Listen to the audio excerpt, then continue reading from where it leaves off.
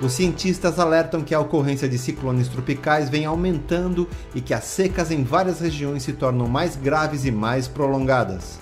O aumento da temperatura global estaria por trás da intensificação dos incêndios florestais, enchentes e tempestades em todo o mundo. Até o fim do século XXI, poderá ocorrer um aquecimento global acima de 1,5 e 2 graus Celsius, a menos que haja reduções profundas nas emissões de dióxido de carbono e outros gases de efeito estufa nas próximas décadas. As temperaturas globais podem levar entre 20 a 30 anos até que se estabilizem. O secretário-geral das Nações Unidas reagiu ao relatório divulgado esta segunda-feira pelo Painel Intergovernamental sobre Mudança Climática, o IPCC. Segundo Antônio Guterres, o documento é um código vermelho para a humanidade, com uma evidência irrefutável. As emissões de gases a partir da queima de combustíveis fósseis e do desmatamento estão sufocando o planeta e colocando bilhões de pessoas em risco. A divulgação de um novo relatório do painel intergovernamental sobre mudanças climáticas, o IPCC na sigla em inglês, reaqueceu o debate ecológico. E desde que esse diagnóstico e prognóstico começou a ser feito com base numa extensa revisão da literatura científica e divulgado periodicamente a partir de 1988, tem ficado cada vez mais claro os efeitos do aquecimento global. E conforme disse recentemente o físico Paulo Artacho, brasileiro que integra esse painel de cientistas, numa entrevista ao podcast Vozes do Planeta, o nosso risco é basicamente de termos um aumento de temperatura médio no planeta da ordem de 4 graus centígrados, o que em áreas continentais implica um aumento de 5 graus a 5 graus e meio, que vai ter impactos enormes sobre a nossa sociedade. E isto não é para o final do século. Parte desses impactos estão acontecendo hoje, parte desses impactos são irreversíveis, né? Então, o relatório usa uma linguagem muito clara e explícita, muito mais clara do que os relatórios anteriores, de que o homem, sim, é culpado por essas mudanças climáticas e nós precisamos mudar o nosso sistema socioeconômico de uma maneira muito forte para que possamos deixar para as próximas gerações um planeta minimamente sustentável do ponto de vista do nosso clima.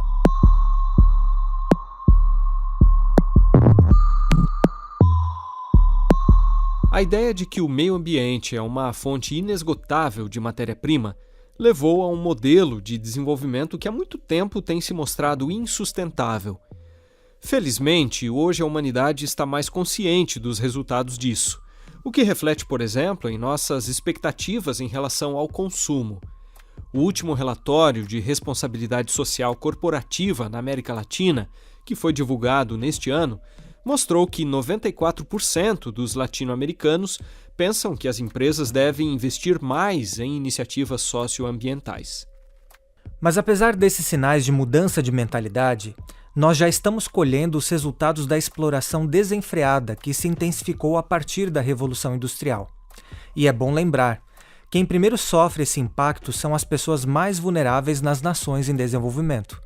Prova disso é que no dia 19 de agosto, o primeiro índice de risco climático elaborado pelo Unicef e focado nas crianças, revelou que cerca de 1 bilhão de meninos e meninas estão extremamente expostos aos efeitos da crise climática, exatamente por viverem em países considerados de risco, como a República Centro-Africana, o Chad, a Nigéria e Guiné-Bissau.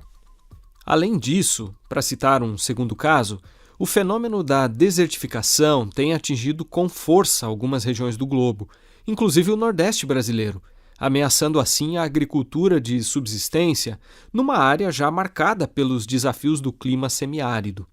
A gente costuma aprender na escola que o Brasil não tem desertos. Afinal, os professores explicam que mesmo as regiões mais secas do país têm um mínimo de chuvas que impede a existência dessas paisagens. Só que essa explicação não serve mais. O desmatamento e as mudanças climáticas provocaram o surgimento de um deserto do tamanho da Inglaterra dentro do Brasil.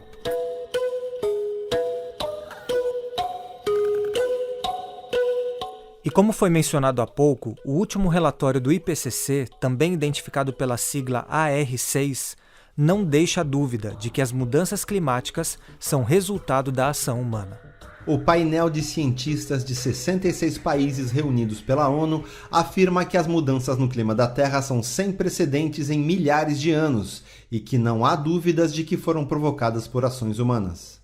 Portanto, não é por acaso que a nossa época tem sido chamada de a Era do Antropoceno, um termo que remete ao impacto da ação humana na estrutura do planeta. Aliás, se você tem interesse em saber mais sobre isso, vale a pena ler a edição do segundo trimestre de 2019 da revista Conexão 2.0, disponível no link que nós informamos na postagem deste episódio. Uma evidência do que estamos dizendo aqui foi apresentada por um estudo que envolveu 50 pesquisadores de diversos países, incluindo 2 brasileiros, e esse estudo foi publicado em 2015 na prestigiada revista científica Nature. A pesquisa constatou que mais de 15 bilhões de árvores são cortadas a cada ano. E segundo os pesquisadores, esse problema está associado ao desaparecimento de milhares de espécies de plantas e animais que contavam com essas florestas para sobreviver. Tudo isso, como sabemos, vai gerando um efeito dominó, sistêmico, que impacta não apenas a fauna e a flora, mas a vida no planeta como um todo. Na realidade, a ciência tem mostrado de maneira incontestável que o cenário é preocupante e requer respostas de toda a sociedade. Governos têm sido desafiados a promover mudanças estruturais no modelo de desenvolvimento econômico. E cientistas, por sua vez, buscam meios de reverter o aumento de temperatura da Terra. Como disse Thelma Krug, vice-presidente do IPCC, numa live promovida pela agência FAPESP, nós já chegamos ao ponto de ter que pensar até mesmo numa espécie de guarda-sol para o planeta, o que seria uma forma de minimizar a entrada dos raios solares que, por causa do efeito estufa, são impedidos de sair da nossa atmosfera, intensificando assim o calor do planeta. O que hoje se pensa para se evitar o aquecimento global? Se pensa em tecnologias, inclusive, que hoje são muito imaturas, com risco, mas, por exemplo, você impedir que a radiação solar atinja a superfície terrestre, tá? Através de aerossóis, né? Ou seja, você bloqueia a chegada da radiação.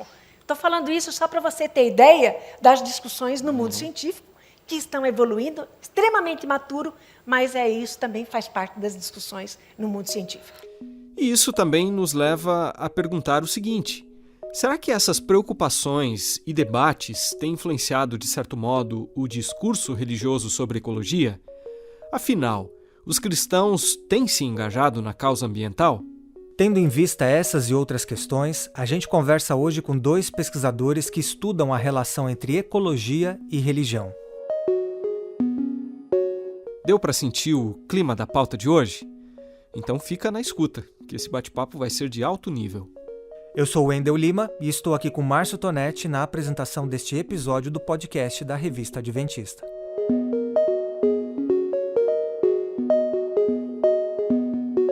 Poderíamos começar dizendo, não é, Wendel, que a ecologia hoje está associada a diferentes formas de espiritualidade e religiosidade, manifestando-se, em alguns casos, de uma maneira mais mística ou panteísta.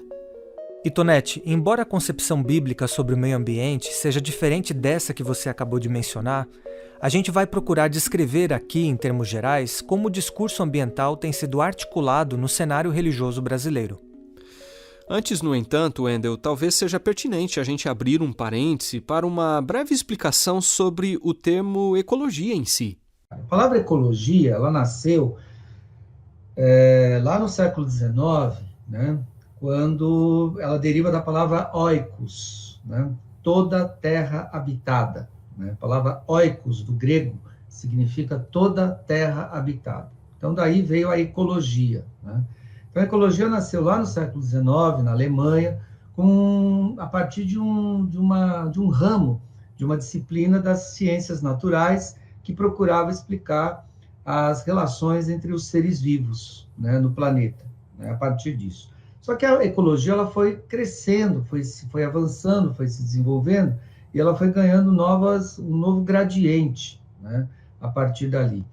A ecologia passou, a partir daí, a entender duas coisas. Quais foram as duas grandes mudanças que ela sofreu? Primeiro, ela ganhou uma dimensão de luta, de militância pela sobrevivência do planeta, pela sustentabilidade, vamos dizer assim, ambiental e pela sustentabilidade social. E a última grande mudança que houve no paradigma ecológico, vamos dizer assim, é que esse paradigma ecológico ele passou a ser um paradigma integral. Ou seja, nós não podemos entender ecologia só como natureza. Nós precisamos entender que nós, seres humanos, também somos parte da natureza. E que a nossa organização social, ela afeta a natureza da mesma maneira que a natureza nos afeta, porque nós somos parte constituinte, né? Quem resumiu aí pra gente esse conceito foi o Dr. Jorge Miklos, em entrevista ao podcast Marca Página, no contexto do lançamento do livro Veredas do Sagrado, Interfaces entre Imaginário, Ecologia e Religião. Trata-se de uma coletânea de artigos organizada por ele, o Miklos, e publicada neste ano pela editora Humanitas, da USP. De acordo com o professor do Programa de Pós-Graduação em Comunicação e Cultura Midiática da Universidade Paulista, a Unip, essa noção mais ampla de ecologia foi bastante influenciada pelo pensamento do físico e ambientalista austríaco Fritjof Capra. Inclusive, em meados do ano passado, ele considerou que a atual pandemia era uma resposta biológica do planeta diante de emergências sociais e ecológicas amplamente negligenciadas. Além disso, Tonetti, o Dr. Miklos destacou que outra figura que contribuiu para disseminar essa concepção sistêmica, integral de ecologia foi o Papa Francisco, que em 2015 publicou a encíclica intitulada Laudato Si, traduzida como Cuidado com a Casa Comum. Aliás, Wendel, essa encíclica papal deu início a um movimento global pelo clima, no qual a juventude católica brasileira também está engajada, conforme mostrou uma live transmitida no dia 19 de agosto pelo canal do YouTube do Instituto de Estudos da Religião, o ICER, no Rio de Janeiro. Nos últimos anos também ganharam força iniciativas como a Renovar Nosso Mundo, que, conforme foi explicado por uma de suas integrantes, também numa live promovida pela editora Ultimato, envolve dezenas de países e pessoas de diferentes tradições religiosas. Renovar Nosso Mundo não é uma organização, é um movimento, né, de pessoas, de organizações, igrejas, cristãs evangélicas que estão tentando agir no cuidado com a criação. Então, já são pessoas sensibilizadas e que estão aí querendo se engajar de forma prática no cuidado com a criação. Pessoas e organizações, né? E a gente está aqui no Brasil desde 2018, a partir de uma iniciativa da Cheer Fund Brasil, porque Renovar Nosso Mundo é uma grande família global. Estamos em mais de 20 países. E ele tem esse propósito de novo, né, de sensibilizar, informar e engajar a igreja brasileira para o cuidado com a criação. Nesse mesmo contexto, Wendel, foi citada uma pesquisa desenvolvida por uma agência de comunicação no início do segundo semestre de 2020, com 2.000 evangélicos brasileiros. Esse estudo mostrou que 77% dos entrevistados achavam que as igrejas deveriam se envolver mais com as questões ambientais. Além disso, 85% consideravam pecado destruir a natureza. Aliás, vale lembrar que essa pesquisa inspirou a formação da Coalizão Evangélicos pelo Clima, que, como a gente percebe logo pelo nome, nasceu com um forte propósito político de pressão popular. Há sim um componente moralizador em diversas vertentes desse grande guarda-chuvas que chamamos de ambientalismo. Quem nós ouvimos aí é o Renan William dos Santos, que é graduado em Ciências Sociais, mestre e doutorando em Sociologia na USP e está passando um ano nos Estados Unidos como pesquisador visitante na Universidade Drill, em New Jersey, com o apoio de uma bolsa de estudos da FAPESP. O Renan, Tonetti, deve defender a tese até o fim de 2022. Pois é, Wendel, e o interesse dele pelo tema surgiu já na graduação, quando ele elaborou um projeto de iniciação científica para investigar a euforia em torno das supostas profecias do calendário maia sobre o fim do mundo, previsto então para 2012. Foi justamente nesse contexto que ele se deparou pela primeira vez com a existência de uma escatologia permeada por discursos ambientalistas. O resultado foi que o Renan decidiu aprofundar seus estudos no mestrado. Na sua dissertação, cujo título foi A Salvação Agora é Verde, ele investigou como a Igreja Católica enxergava essa escatologia ecológica. Por sua vez, já no doutorado, a ideia dele foi ampliar o escopo ao incluir os evangélicos e focar no contexto brasileiro. Renan, como a gente sabe, o conceito de sustentabilidade está ancorado no tripé econômico, social e ambiental. Por reunir os grandes desafios da humanidade nessas áreas, a busca por um estilo de vida e a luta por políticas mais sustentáveis tem o potencial de se tornar, digamos assim, a grande causa do século XXI? Eu não diria que sustentabilidade tem potencial para ser a maior causa do século XXI, eu diria que já é. Mas isso não é necessariamente algo a ser celebrado. Sustentabilidade está ligada à ideia de desenvolvimento sustentável, e esse conceito se tornou hegemônico por um motivo, que em termos gerais consiste na acomodação de interesses econômicos e limites ecológicos. E acomodação é a palavra-chave aqui. Sustentabilidade está ligada à ideia de continuação, de reforma, em oposição à ideia de rupturas, de revoluções. Então, se a gente olhar para a história do conceito, isso fica mais claro.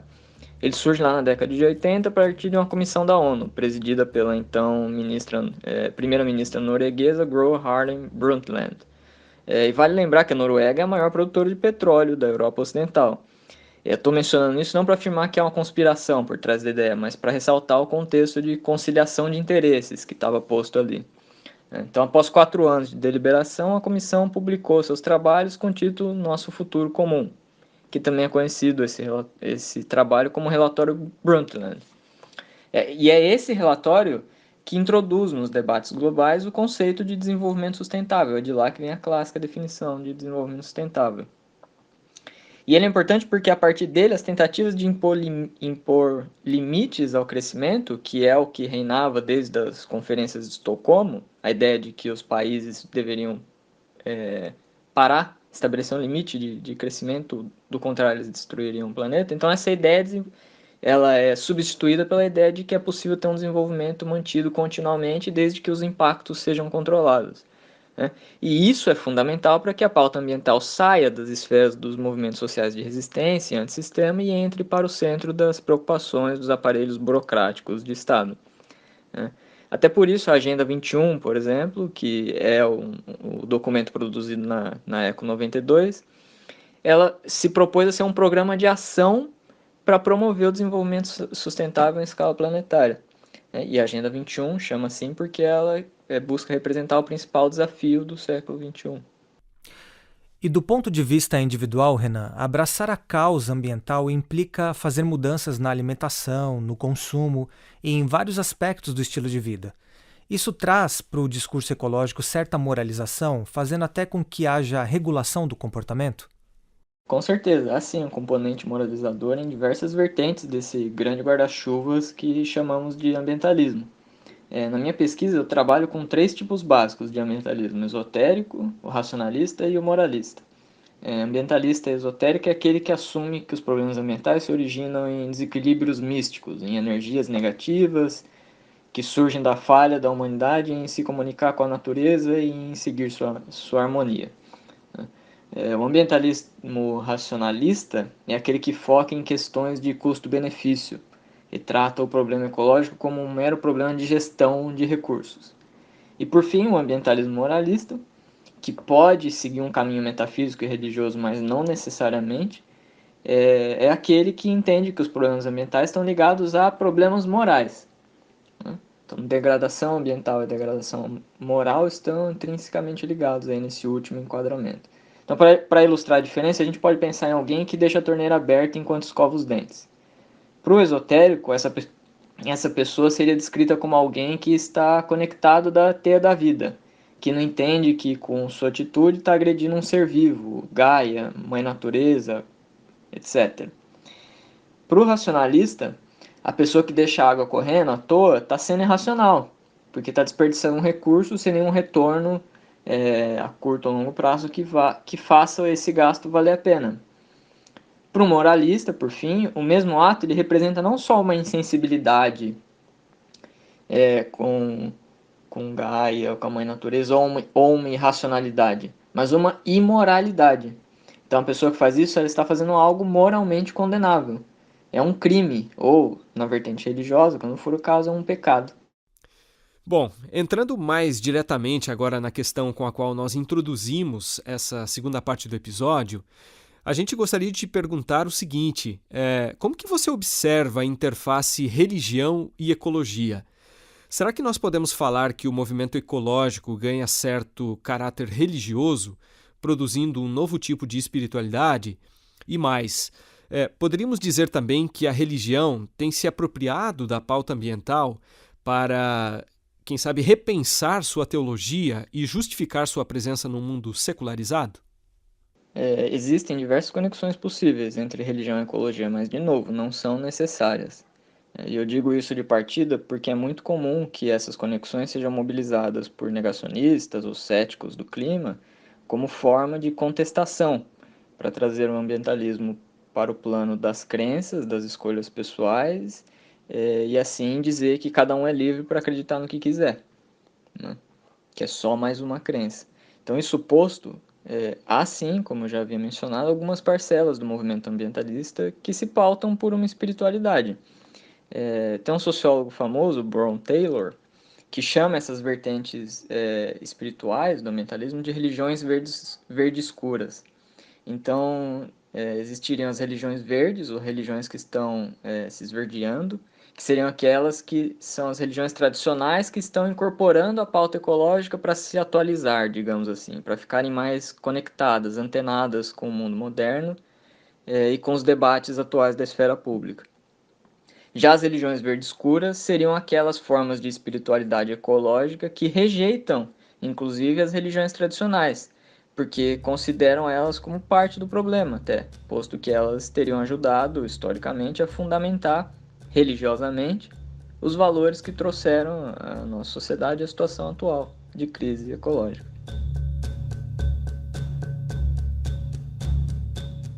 A gente sabe que o senso de urgência ou de iminência do fim é algo presente em várias tradições religiosas, sobretudo em algumas correntes do cristianismo. Contudo, os relatórios da área ambiental têm alertado sobre o risco de extinção de espécies e da modificação de paisagens, e até mesmo sobre o risco da não sobrevivência humana caso algo não seja feito para deter o processo de mudanças climáticas. E aí, Renan, que vem a pergunta: será que nós poderíamos dizer, então, que a pauta ambiental reativou ou potencializou o nosso senso de iminência do fim?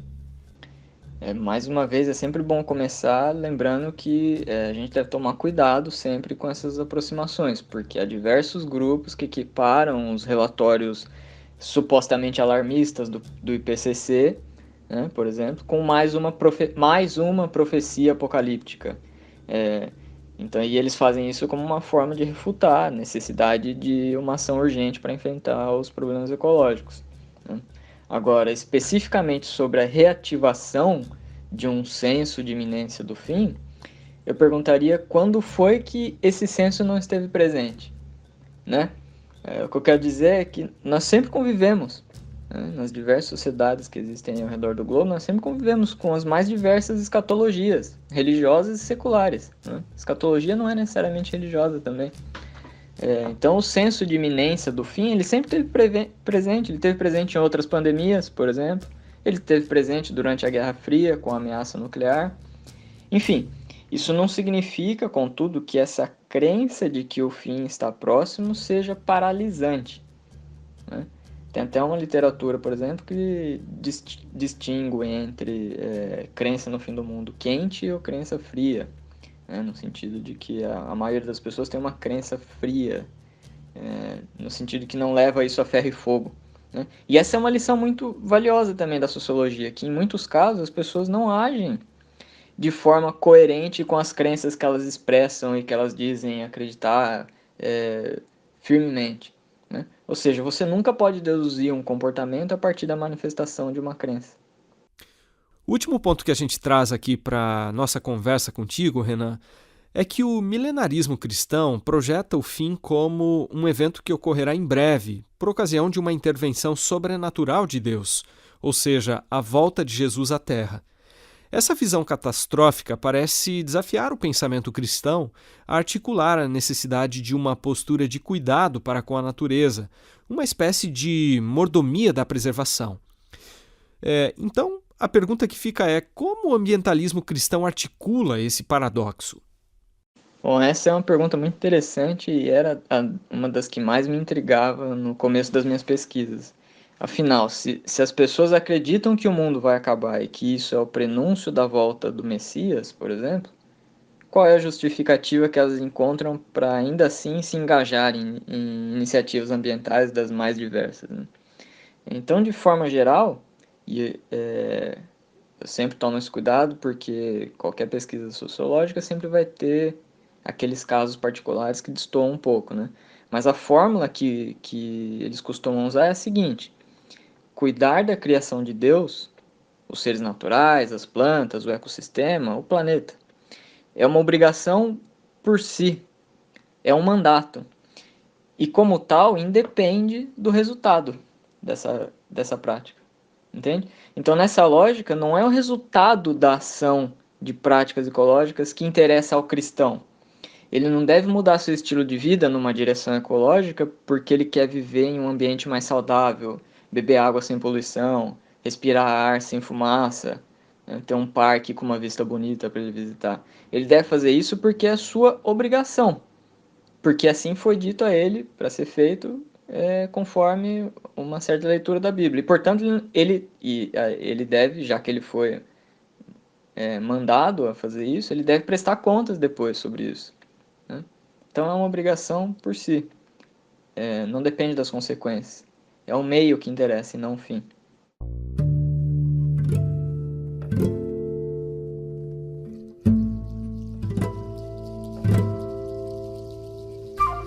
Graduada em Química, pós-graduada em Bioquímica, com mestrado e doutorado em Ciências da Religião pela Universidade Metodista de São Paulo, Ângela Maringoli trabalha com outros professores no movimento Renovar Nosso Mundo, que nós já mencionamos aqui.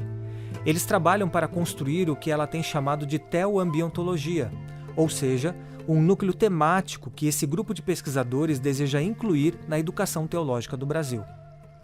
Em sua tese de doutorado, defendida em 2016, a Ângela investigou a matriz curricular e a produção acadêmica de 5 seminários, a fim de analisar se a educação ambiental estava presente ou não entre as preocupações missiológicas dessas instituições. Ela pesquisou a Faculdade Teológica Batista de São Paulo, a Universidade Mackenzie, a Faculdade Teológica das Assembleias de Deus, a Faculdade Teológica Sul-Americana, em Londrina, no Paraná, e o Centro Evangélico de Missões, o CEM, em Viçosa, Minas Gerais. É verdade, Tonete. E em 2015, a Ângela estudou também sobre educação ambiental na Universidade de Coimbra, em Portugal, como parte de seu doutorado sanduíche. E ali na Europa, ela conheceu ONGs cristãs que atuam na área da preservação ambiental. Porém, foi na África que ela se deparou com um tipo de evangelização que a incomodou muito, pois estava centrada somente na salvação pessoal. Desde então, a Ângela tem defendido que a educação ambiental deve ser entendida como parte da missão. Por isso, há 5 anos, ela fundou a Oikos Escola para a Vida, que é uma ONG que oferece cursos livres para jovens e adultos das periferias urbanas. Ângela, durante 4 anos você pesquisou que tipo de espaço 5 seminários davam para a reflexão e o ensino sobre os desafios ambientais. Uma de suas constatações foi que, nesse período, nenhum deles teve um TCC sobre o tema e nem matéria sobre esse assunto. Por que então você escolheu pesquisar a matriz curricular desses seminários? E terminada a sua pesquisa, de lá para cá, você percebeu que algo mudou depois disso? Sim, a nossa pesquisa foi de 2010 a 2014 e investigamos os trabalhos de conclusão de curso nas escolas teológicas, em 5 seminários teológicos. Bom, naquela ocasião, nós percebemos que não havia interesse por parte da graduação da teologia desses seminários que nós pesquisamos, que foram 5, no tema meio ambiente, educação teológica, meio ambiente, a teologia da criação. Não havia nenhuma produção científica nesse sentido. Nós percebemos, sim, que depois de feito o nosso trabalho de garimpo, por 4 anos investigando essa produção dos TCCs, percebemos que em 2017 uma das escolas que foi objeto da pesquisa implantou no seu programa de aula uma disciplina com a ecoteologia. Então foi bastante gratificante ver o retorno. Eu entendo que o desinteresse da temática nas escolas se deva justamente por quanto o meio ambiente é algo muito da terra, né? E nós possuímos um ensino, os seminários, as religiosidades, né? Praticam uma vida extra-terra, né? Uma vida no céu, muito mais do que na terra. Então, o interesse nos problemas ambientais, eles se tornam não atrativos para determinada área da pesquisa. Em uma apresentação que você realizou na Semana Acadêmica da Universidade Metodista de São Paulo, lá em 2017, você mencionou que vários cursos já tinham incluído estudos sobre o meio ambiente, como agronomia e direito. Porém, você observou que a teologia parecia estar atrasada em relação a isso. Por quê? Acho que isso se deva pela não exigência do próprio MEC em questão de cobrar dessas escolas teológicas esse conteúdo programático. Nós fazemos parte de um grupo que alguns professores, né, eu faço parte inclusive, que a gente vem desenvolvendo uma ementa da ecoteologia para apresentar para o MEC, no desejo realmente de que isso passe a ser inserido na grade curricular, nos programas de ensino das escolas de teologia também, uma disciplina que seja multidisciplinar, faça parte do programa de aula dessas escolas, né? Então, isso vem sendo elaborado por um grupo de professores, do qual eu faço parte, inclusive. E, Ângela, o movimento ecológico parece ter tido mais aderência inicial com expressões da contracultura aqui no Ocidente, como as religiões orientais e, posteriormente, correntes mais místicas como a Nova Era. Você acredita que, por essa razão, essa vinculação inicial, criou-se um preconceito entre os cristãos em relação a esse tema, fazendo com que talvez eles enxergassem que essa pauta não pertencia a eles? Tua fala ela é bastante coerente. O movimento ecológico teve realmente mais adesão em expressões da contracultura, né?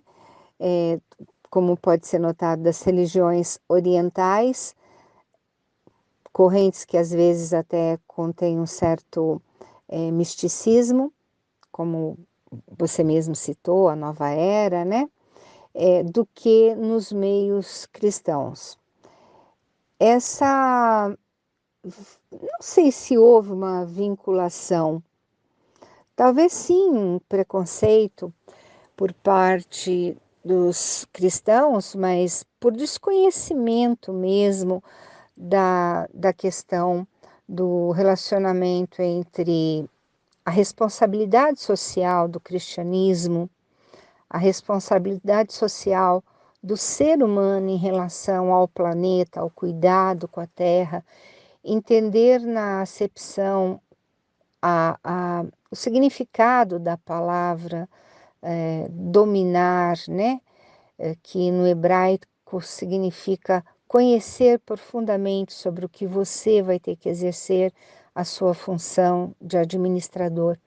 Então, conhecer os detalhes do planeta, da semente, dos animais, enfim, nós tomamos esses dois verbos, o dominar e o sujeitar, de uma forma muito déspota e gerenciamos a terra também de uma forma muito egoísta, de uma forma extrativista, né? Desde o início da história a gente vê que a terra ela é uma grande fornecedora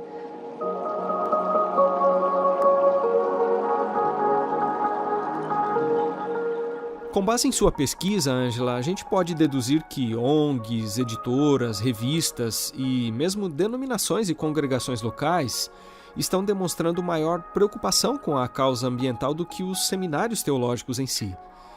A partir dessa observação, poderíamos dizer que existem segmentos e instituições do movimento evangélico brasileiro que são mais sensíveis às mudanças climáticas e outros que se mostram mais resistentes a esse tema?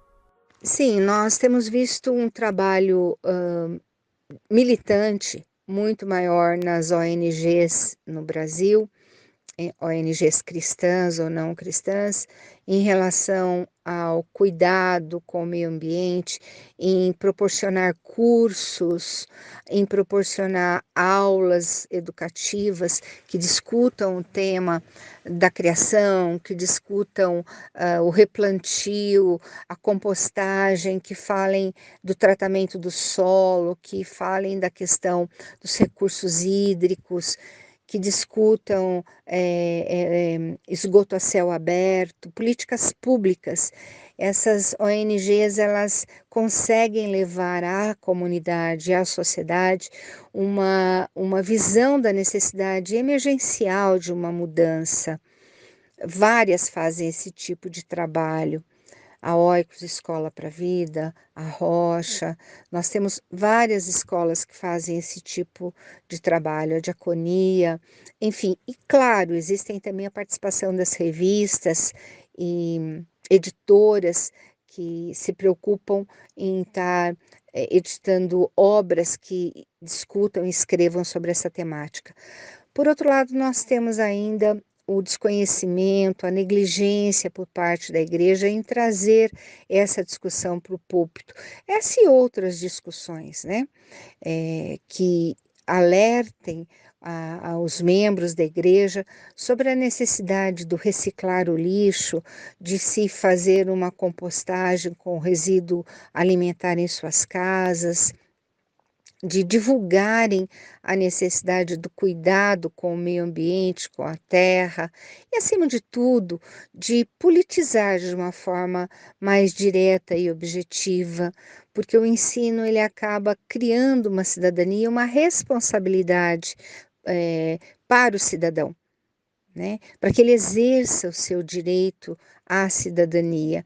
Então, eu entendo que essa resistência, ela vai existir, mas a persuasão e a insistência por parte daqueles que vêm fazendo deve continuar para que ocorra uma mudança ainda no comportamento, no cristianismo, que infelizmente nós ainda temos vivido. Muito bem, Ângela, e para fecharmos aqui a nossa conversa, a sua tese resultou no livro Teoambientologia, um desafio para a educação teológica. Ajuda a gente a entender um pouquinho como que você define esse conceito de teoambientologia e como que você procura aplicar essa visão na sua prática docente. A teoambientologia é a aglutinação do nome teologia e ambientologia, meio ambiente. Ela cria esse diálogo entre a teologia e o meio ambiente. É uma ciência que vem sendo construída. A epistemologia da teoambientologia é firmada nos 3 pilares: educação teológica, com as suas grades da teologia sistemática, antropologia bíblica, ou teologia bíblica, né? Escatologia, e a educação ambiental.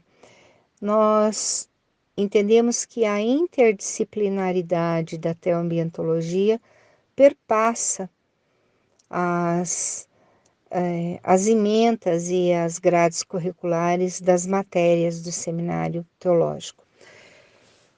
Já existem alguns professores trabalhando conosco nessa área e nós temos ministrado alguns cursos nos cursos de pós-graduação de algumas faculdades no Brasil. E mesmo cursos breves, né? Ele ainda não está inserido no programa curricular dessas escolas, justamente por conta que é uma coisa bem nova, em crescimento, em elaboração A cada mês, a cada passo que temos dado, temos percebido a receptividade que a teoambientologia vem tendo, vem conquistando nos meios acadêmicos, nas igrejas e durante as palestras que nós temos sido convidados para ministrar. Isso tem sido motivo de muito contentamento, né? De muita alegria para nós.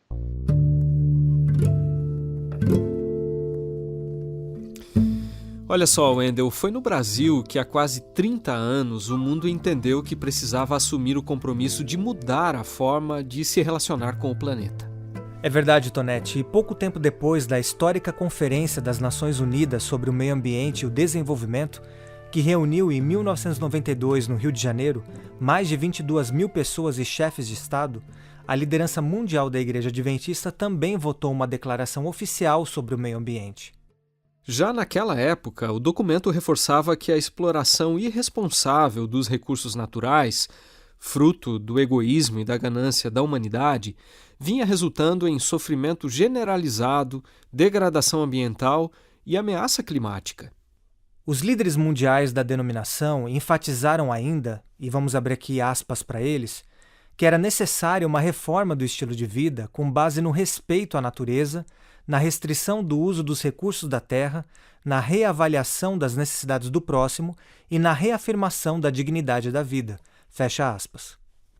E em 2013, Wendel, portanto 2 décadas depois, a visão adventista sobre o tema foi apresentada de maneira mais ampla e multidisciplinar em um dos poucos livros sobre o tema publicados no contexto adventista.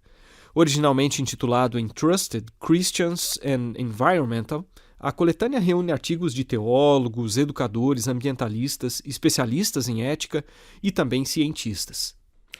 É verdade, Tonete. Na introdução desse livro, que ainda não foi traduzido para o português, mas que já tem versão em espanhol, é enfatizado que o cristianismo inclui a ordem do Criador para que cuidemos da sua criação. Responsabilidade, aliás, que requer equilíbrio entre a conservação e o consumo. Infelizmente, né, Wendel, conforme observou o professor Daniel Gonzalez, que leciona biologia na Universidade Andrews, nos Estados Unidos, em um artigo publicado em 2019 no Journal of Adventist Education, muitos cristãos não parecem levar a sério o impacto de seu estilo de vida sobre o restante da criação. Pois é, Tonete, de acordo com ele, apesar de nos últimos anos algumas organizações cristãs terem adotado ideias relacionadas à sustentabilidade, isso ainda não reflete a postura da maioria. Como observa o professor, alguns segmentos do cristianismo nos Estados Unidos, por exemplo, têm até se posicionado contra leis de proteção ambiental. Além disso, vale lembrar que, em um livro publicado há 2 anos pela editora da Universidade da Califórnia, também mostrou que no período de 2006 a 2015, os evangélicos brancos foram o grupo religioso nos Estados Unidos mais cético em relação às mudanças climáticas. Então, Tonete, conforme refletiu o pesquisador da Universidade Andrews, qual tem sido nossa postura como adventistas? I think in the article I articulate that one of them is perhaps a negative byproduct of our apocalyptic belief. This notion that that the end is near, that God is coming soon, gives us relief from the guilt that we should feel for destructive behavior. Falando recentemente sobre o assunto em um podcast, esse mesmo biólogo e ambientalista disse que a indiferença de alguns em relação à preservação da natureza às vezes pode ser resultado de uma compreensão equivocada da própria escatologia. É por isso, Wendel, que ele acredita que nós precisamos fazer a lição de casa. Afinal, cuidar da criação é um dever moral, de acordo com o professor. O fato de esperarmos novos céus e nova terra não tira a nossa responsabilidade cristã de cuidar daquilo que Deus criou e nos mandou preservar.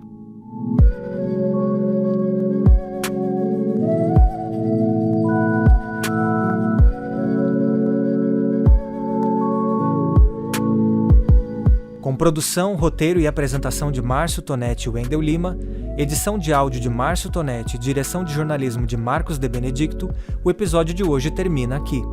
Até o próximo.